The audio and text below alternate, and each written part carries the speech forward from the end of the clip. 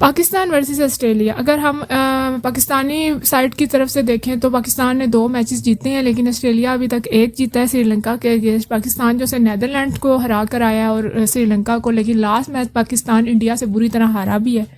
Australian team का momentum इसलिए ज़रा थोड़ा मोरल भी थोड़ा हाई होगा क्योंकि वो लास्ट मैच इतना श्रीलंका के अगेंस्ट जीत कर आ रहे हैं। पाकिस्तान को लिए आज की जीत बहुत ज़रूरी है पाकिस्तान, इसलिए जो है, और ऑस्ट्रेलिया को भी। वैसे अगर हम हेड टू हेड देखें ODIs, ऑस्ट्रेलिया जो है 69 वनडे इंटरनेशनल जीता है, जबकि जो है पाकिस्तान सिर्फ 34। और एशिया में ऑस्ट्रेलिया ने जो है 21 बार जो है पाकिस्तान को जो है शिकस्त दी है, और जो पाकिस्तान है वो 14 मैचेस जो है ना जीता है एशिया में। और अगर वर्ल्ड कप्स की बात की जाए तो ऑस्ट्रेलिया 6 बार जीता है और पाकिस्तान 4 बार। लेकिन सिंस 2019 जो ODIs का रिकॉर्ड है, ऑस्ट्रेलिया सिर्फ 1 बार जीता और पाकिस्तान 2 बार। ऑस्ट्रेलियन साइड से कह रहे हैं कि जो एडम जैम्पा है उनका थोड़ा जो है बैक में थोड़ा मसला हुआ, बैक में असल ना स्प्रेन हुआ है उनका, लेकिन अब कह रहे हैं कि शायद वो खेलेंगे ज़रूर। दूसरा, अब पाकिस्तान और जो ऑस्ट्रेलिया का मैच है वो बेंगलुरु में है, तो पिछले 4 साल में जो बेंगलुरु की जो वो है पिच है, वो उनका ये है कि पहले 10 ओवरों में जो है ना 5 की एवरेज से रन्स बनते हैं, और मतलब कि 10 ओवर्स में यहाँ तक कि 117 रन्स भी टीम्स ने जो है ना किए हैं स्कोर। उसके बाद जो है 11 से अगर हम 40 ओवर्स के बीच में देखें तो 82.5 की एवरेज है, मतलब कि 5.5 की एवरेज से रन्स बनते हैं। फिर 40 से 50 के बीच में जो है ना 21.33 की बनते हैं, ऑलमोस्ट जो है रन रेट है ना वो 7.31 के मुताबिक ना उस रन रेट से भी रन्स बने हैं। तो ओवरऑल वो कहते हैं कि यहाँ पर जो है 5.9 की जो है ना रन रेट से रन्स बनते हैं, और एवरेज जो है ना एवरेज स्कोर यहाँ पे 52.27 के रन से बनते हैं। और इधर पेस जो है उसमें जो है ना ऑलमोस्ट वो 60.33 की एवरेज से रन बनते हैं, और वहाँ पे रन रेट जो है ना 6.52 के, और ओवरऑल देखा जाए तो वो भी 52.27 का। अब बॉलिंग का और स्पिन का है वो थोड़ा हल्का है, वो भी 42.6 की एवरेज से रन बनते हैं। और जो बॉलर्स अक्सर जो है उन इस रन रेट से उनकी एवरेज जाती है कि उनके खिलाफ स्कोर किए जाते हैं पर ओवर 5.0, मतलब कि हर ओवर में जो है ना स्पिन के अगेंस्ट 5 रन पक्के बनते हैं, ठीक है। और जो पेस है वो ऑलमोस्ट 7 की जो है ना क्रॉस कर रही है, मतलब कि इससे आपको पता चल गया कि बैटिंग विकेट होगी, फट्टा विकेट होगी। उसको वो क्या पिंडी की पिच को बोलते थे कि वो रोड पिच होगी, ऐसा लग रहा है, मतलब कि स्पिन को भी पेस भी ये प्रॉपर बैटिंग पिच होगी। तो अब ये है कि अब किसको, कल मैंने शादाब खान की वीडियो बनाई है, बहुत कम लोगों ने देखी है। उसका ये मकसद नहीं था कि शादाब खान को ड्रॉप कर दिया जाए या उसामा मीर को ले आना चाहिए। दोनों के इम्पोर्टेंस अपनी अपनी जगह है, क्योंकि मोहम्मद नवाज जो है ना वो ड्रॉप हो ही नहीं सकते, क्योंकि शादाब भी लेग स्पिनर है और उसामा मीर भी, उनमें से एक को हम ना शामिल कर सकते, दोनों को खिला नहीं सकते।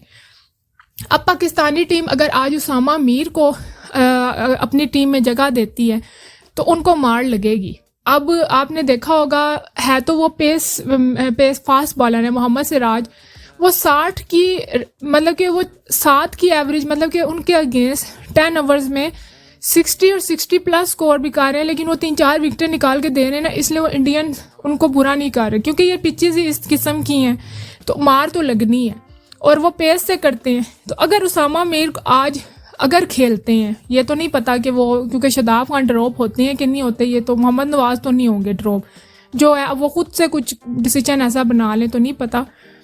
अगर ड्रॉप होना पड़ा तो शादाब को करेंगे वो। तो उसमें ये है कि अगर आज उसामा मीर विकेट्स निकाल लें लेकिन उनको फैंटी लगे तो आप लोग ये ना किएगा भाई उसामा मीर फेल हो गए, लेकिन ये है कि उनको विकेट्स निकाल कर देनी पड़ेंगी। लेकिन बहुत सारे स्पिनर्स हैं, जैसे ग्लेन मैक्सवेल हैं, लिविंगस्टोन्स हैं, और एडम जैम्पा को मार लग जाती है, आदिल रशीद हैं, ठीक है। उधर से मिचेल सैंटनर हैं, उनको जो है वो एवरेज भी बहुत कम दे रहे हैं, वो अपने अगेंस्ट जो है 35 से 40 रन इससे ऊपर जाने ही नहीं दे रहे। तो स्पिनर्स कर तो सकते हैं। दूसरा, अब आज हम बात करते हैं कि क्या उसामा मीर को वापस लाएं और शादाब को ड्रॉप करें तो पाकिस्तानी टीम का मसला हल हो जाएगा। अगर हम ओवरऑल देखें, आप दूसरी टीम्स को देखें कि 6 से 7 बॉलर्स यूज़ हो रहे हैं। मैं आपको बताऊं, हर टीम जब बॉलिंग करने आती है, आप ऑस्ट्रेलिया को देखें, सब जो टीम्स हैं ना, वो 6 से 7 बॉलर्स यूज़ कर रही हैं। पाकिस्तान का सारी बॉलिंग का बर्डन है 5 लोगों पे, शादाब, नवाज, और वो ऑलराउंडर के तौर पर भी खेल रहे हैं। इसके अलावा जो है वो हसन अली, शाहीन अफरीदी और हारिस रऊफ। तो मसला ये है कि पिछले जो 3-4 साल से हमारे लिए परफॉर्म कर रहे थे हारिस रऊफ और शाहीन अफरीदी, वो दोनों जो है ना परफॉर्म नहीं कर रहे। वो अपनी जान लगा रहे हैं, वो कोशिश पूरी कर रहे हैं, और वो उनके बारे में बताया तो नहीं जा रहा, लेकिन वो इंजरीज से भी बेचारे दोनों बहुत लड़ रहे हैं। एक तो उनका जो स्केजुअल है, उनका जो वर्कलोड है, उसको हमारे बोर्ड ने बिल्कुल भी मैनेज अच्छे तरीके से नहीं किया, इसीलिए आज नसीम शाह भी बाहर बैठे हुए हैं। बाकी हसन अली आए हैं, जिनका हमें उम्मीद ही नहीं थी, वो परफॉर्म करके दे रहे हैं। उनको फैंटी लगती है बिल्कुल मोहम्मद सिराज की तरह, लेकिन वो विकेट्स निकाल रहे हैं हमारे लिए, क्योंकि वो अंदर बाहर दोनों तरफ स्विंग करते हैं, बाल को हिलाते हैं। हसन अली का ये। अब हारिस रऊफ और शाहीन अफरीदी है, वो काम पूरा कर रहे हैं जोन से, लेकिन वो विकेट्स नहीं लेके दे सक रहे। क्यों? अगर आपने देखा हो, अब शायद हमारे जो टीम की जो मैनेजर्स हैं, या जो ऑन द फील्ड इस टाइम मैनेज कर रहे हैं सारी जो टीम वहाँ पे बैठी है, कोचेस वगैरह और बाबर आजम, वो शायद जो है ना टॉस से पहले ही अंदर बैठ के सारे फैसले कर लेते हैं। भाई इसने इतना कोट ऑफ कराना है, इसने यहाँ पे बॉलिंग कर लेनी है, इसने इस टाइम पे बॉलिंग कर लेनी है। लेकिन ये जो एशियन कंडीशंस हैं, इनके बारे में आप जब ऑन द फील्ड जाएंगे, आप पिच को देख के सारे फैसले नहीं कर सक रहे। ये उस टाइम के एक्यूरेट डिसीजन लेना पड़ता है, ऑन द स्पॉट डिसीजन लेना पड़ता है। उस कंडीशन को, उस सिनेरियो को, उस टाइमिंग को देख कर लेना पड़ेगा कि भाई इधर अब कौन सा मुझे बॉलर लाना है। अगर आप हमेशा से शाहीन से ही पहला ओवर कराने, ऐसा भी हो सकता है अब शाहीन नई बॉल से नहीं ले रहा बॉल, तो शायद आप उसको दूसरे थोड़ी देर बाद लाएं तो वो विकेट निकाल दे आपको, वो नहीं निकाल के दे सक रहे। शायद हारिस रऊफ से पहला कराए तो वो निकाल दे। मतलब एक मिसाल दे रही हूँ मैं। तो ये आपको कंडीशन के हिसाब से आपको ये करवाना पड़ेगा, बॉलिंग का फैसला करना पड़ेगा, मैंने कौन सा बॉलर किस टाइम पे इस्तेमाल करना। अब शाहीन और हारिस वैसे जोर लगा रहे हैं, लेकिन वो विकेट नहीं निकाल रहे। हारिस रऊफ की पेस वही है, लेकिन वो विकेट नहीं निकाल सक रहे, और उनको बहुत मार पड़ी है, क्योंकि ये कंडीशन का हिसाब है। बुमराह बाज़ दफ़ा नहीं लेता, उसको फिर 30 के बाद लेकर आते हैं, उनको फिर रिवर्स स्विंग भी मिलती है, हर चीज़ मिल जाती है। रोहित शर्मा, उनको सही तरह यूज़ नहीं किया जा रहा। इससे क्या हो रहा है? हमारा ही नुकसान हो रहा है। एक तो वो जान लगा रहे हैं, ऊपर से उनको एक तो उनका जो सा एक स्पिरिट भी टूट रही है, मोराल भी उनका गिर रहा है, ऊपर से उनकी बॉडी भी टूट रही है। दोनों काम हो रहे हैं, उनके जिस्म भी टूट रहे हैं, क्योंकि वो ताकत तो पूरी लगा रहे हैं अपनी, लेकिन उस कंडीशन पे उनको इस्तेमाल नहीं किया जा रहा, उनको उस टाइम पे नहीं इस्तेमाल किया जा रहा कि जिस टाइम पे वो उनकी बॉलिंग वो विकेट निकाल सकते हैं। अब ये मेरी भी बहुत छोटा इल्म है, जो मैंने एनालाइज किया है और जो मैंने एनालिसिस सुने हैं, उनको सही टाइम पे उनको कंडीशन के हिसाब से बाबर आजम इस्तेमाल करें।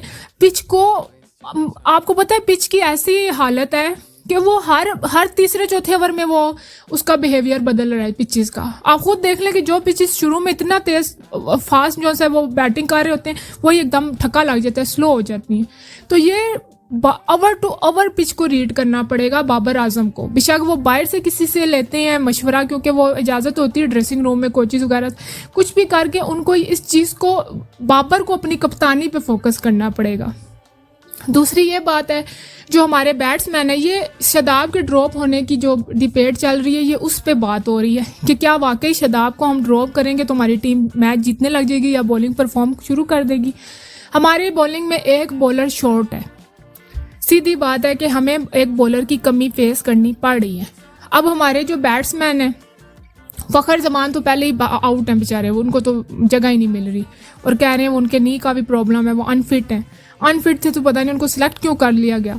उसके बाद जो है वो अब जो है क्या कहते हैं, अच्छा अब पहले 5 जो बैट्समैन हैं उनको तो हम हिला ही नहीं सकते। इफ्तिखार की बात करते हैं, जो पहले बैट्समैन हैं वो क्या कर रहे हैं, जो इंडिया के भी उन्होंने उन्होंने आकर खूब डॉट्स खेल लेते हैं, स्लो बैटिंग, और वो समझते हैं नीचे से सारा जी हमारे वो, क्योंकि साउथ शकील भी टाइम लेते हैं, बाबर आजम भी ऑफ कोर्स टाइम लेते हैं, रिजवान भी टाइम लेते हैं, इमामुल हक भी टाइम लेते हैं, और अब्दुल्ला शफीक भी टाइम लेते हैं। इन सब में अटैकिंग क्रिकेटर कौन है जो आपको आके तो जो शॉटें उठाते हैं या जो बहुत ज़रा एग्रेसिव काउंटर अटैक करते हैं, वो हैं जी इफ्तिखार अहमद। इफ्तिखार अहमद हैं।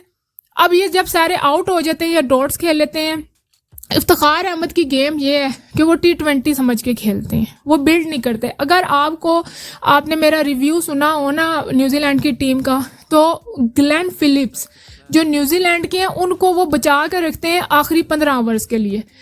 लेकिन आपने देखा है कि 2 दिन पहले जो मैच हुआ है अफगानिस्तान वर्सेस न्यूजीलैंड, जब उनकी विकेट्स गिर गई हैं तो ग्लेन फिलिप्स 15 ओवरों से पहले आए हैं, उनकी बारी पहले आ गई है। टॉम लेथम और ग्लेन फिलिप्स ने वो टॉम लेथम से भी कम ज़्यादा डॉट्स खेल गए, मतलब रुक के खेलने, क्योंकि पिच स्लो हो गई थी, पिच का बिहेवियर चेंज हो गया था। तो ये एबिलिटी हमारे इफ्तिखार अहमद में नहीं है। ग्लेन फिलिप्स आखिरी 15 ओवर्स के वो आगे हिटिंग करते हैं, फायर इनिंग खेलते हैं। इफ्तिखार का भी यही रोल है पाकिस्तानी टीम में, क्योंकि वो T20 के प्लेयर हैं अच्छे। लेकिन जो ग्लेन फिलिप्स हैं उन्होंने सिचुएशन के हिसाब से अपनी गेम को स्लो कर दिया, उन्होंने स्टे किया। तो वही बात है कि वो इतनी एकदम 110 पे उनके 4 आउट कर दिए थे अफगानिस्तान ने, यही लग रहा था एक और कोलैप्स होने लगा। लेकिन ग्लेन फिलिप्स इनिंग को एंड तक टॉम लेथम के साथ लेकर चले हैं और उन्होंने 288 बोर्ड पे लगाया। देख ले कि 140 रन उन्होंने दोनों ने फिर इकट्ठे किए थे, फिर टॉम लेथम चले गए थे। तो ये सिचुएशन के हिसाब से अपने जो है गेम को बदलना पड़ता है। इफ्तिखार वो नहीं कर सके, आपने इंडिया के खिलाफ देखा ही है ना, इफ्तिखार आपको धोखा दे जाते हैं, सीधी बात है, वो नहीं करते। ये लोग समझते हैं हम ऊपर से डॉट्स खेल लेंगे या ऊपर से विकेट गिर जाएंगे तो नीचे से वो अग्रेसिव आके खेलेंगे, वो नहीं खेल सकते। सेम जो है ना यही आसिफ अली का मसला था। तो अब आप जब वो इफ्तिखार अहमद जो है वो आउट हो गए, अब वो ग्लेन फिलिप्स ने देख लें एंड तक ये चीज़ इफ्तिखार नहीं कर सकते, वो विकेट पर स्टे नहीं करते, वो लंबी इनिंग नहीं खेलते। तो अब मैं आपको बताऊं कि अगर हम शादाब को ड्रॉप भी कर दें तो उसामा मीर को ले भी आए तो चीज़ें शायद हमारे हक में फिर भी काम ना करें। मसला है कि हमें एक बॉलर और चाहिए जो आके जो है अच्छी बॉलिंग करे और विकेटें निकाले। दूसरा, शाहीन अफरीदी और हारिस रऊफ उन्हें सही कंडीशन के मुताबिक इस्तेमाल करें, पिच को रीड करें। मतलब कि आप देख लें, रोहित शर्मा को देखें, बहूमा को देखें, ट्रेंट बोल्ट जो हैं वो ट्रेंट बोल्ट थे, वो शुरू में नहीं ले सके, उनको थोड़ी देर वो बाहर ही चले गए, उनको ड्रेसिंग रूम में भेज दिया था न्यूजीलैंड वालों ने, और जब वो दूसरी बार आए उन्होंने विकेट्स निकाली। इसलिए हमें देखना पड़ेगा कि हमें नहीं, बाबर आजम को पिच को ओवर बाय ओवर रीड करें, उसको ये नहीं कि एक दफ़ा आपने कर लिया तो बस सारा उसी पे आप कोटा पूरा कराना, भाई इससे ये स्पेल करा कर ही छोड़ना है, अब इसका ख़त्म ही काम करना है, ये नहीं है।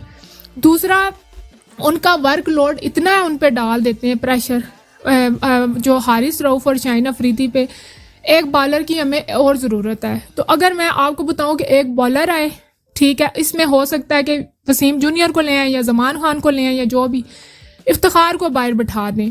आप अगर अभी आपको ये बहुत मजाक लग रहा है, लेकिन इफ्तिखार आपको लंबी इनिंग नहीं खेल के देंगे, हमें लंबी इनिंग वाला चाहिए बंदा। तो अगर इफ्तिखार दोनों काम ही नहीं कर रहे, ना लंबी इनिंग खेल रहे ना बॉलिंग कर रहे, तो अगर हम एक बॉलर को डालेंगे तो वो कम से कम हमें कुछ तो करके देगा ना। शाहीन अफरीदी और उसको और वसीम जूनियर को नहीं, उसामा मीर भी खेल लें और मेरे ख्याल में तो शादाब भी खेल लें, दोनों लेग स्पिनर होंगे।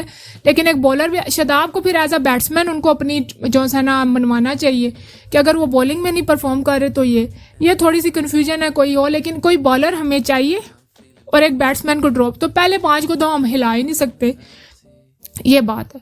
बाकी या इफ्तिखार को देखते हैं कि वो क्या करते हैं, लेकिन प्रॉब्लम जो है कि हमें एक बॉलर की कमी है, ये प्रॉब्लम है। पाकिस्तान यहाँ पे लैग कर रहा है। और दूसरा जो है ना, बाबर आजम को चाहिए वो पिच को proper over by over read करें। रिजवान उनके साथ होते हैं बेशक। आप देख लें, इंडिया की जो खिलाफ था पहली पार्टनरशिप लगी है बाबर और रिजवान की, वो मैच हम हार गए क्योंकि वो दोनों तरफ से ठक्का लग जाता है। तो ये प्रॉब्लम है। तो आगे आज का मैच देखते हैं, अल्लाह करे अच्छा साबित हो और पाकिस्तान ये जीते मैच। आप दुआ करें क्योंकि छोटी टीम्स अब मतलब कि एक दिल चाह रहा है कि किसी बड़ी टीम को हराएं। तो अब और ऑस्ट्रेलियन माइटी ऑस्ट्रेलियंस हैं और उनकी टीम बहुत जो है ना सख्त है। उनको अब हल्के प्लेयर्स ना समझे, बेशक थोड़े आउट ऑफ फॉर्म है, पिछले में तो उन्होंने सारा किया है, वापस उन्होंने अपना वो फॉर्म में आए हैं काफ़ी सारे प्लेयर्स। बाकी दोनों टीम्स के लिए बेस्ट ऑफ लक। और जैसे अगर आपको मेरा कंटेंट अच्छा लग रहा है तो आप मेरे चैनल को ज़रूर सब्सक्राइब करेगा, और अगर मेरी कोई नॉलेज में थोड़ी कमी होती है तो आप ज़रूर मुझे अपना अच्छी एडवाइसेस भी दिया करें।